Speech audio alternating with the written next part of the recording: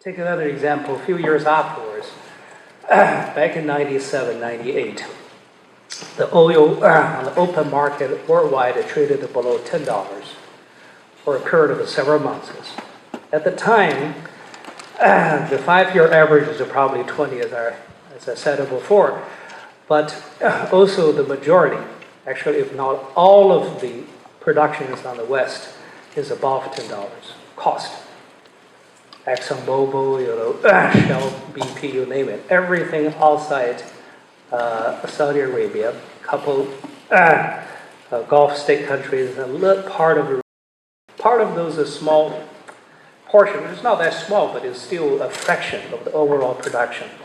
Everybody's become unprofitable at $10 per oil. And at the time, we have not really figured out how to replace oil.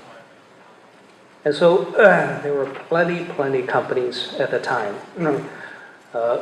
who's not losing money, even at the 10, and who's really making a great, and who has a huge amount on the balance sheet. And you can calculate as to what it is amount to per share. And so there's really examples after examples after examples. So in every period of time, since I was in business, this is from the mid-90s, 94, 95, so it's nearly 20 years, I've never really go through a period of time that I couldn't really find something just enticing and interesting.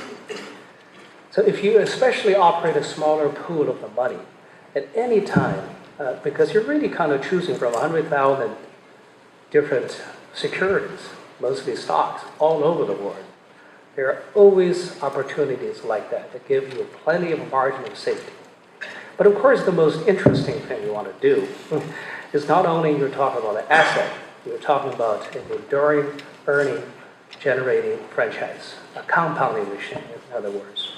If you can combine the cheap prices on the asset with also the quality of the asset, the ability to consistently generate cash earnings on a compounded growing basis, that is the Holy Grail that you can really hold for the longest period of time. And no matter what the market really for or against you, you can really basically ignore it. Now, does a situation like that exist? I would argue it does.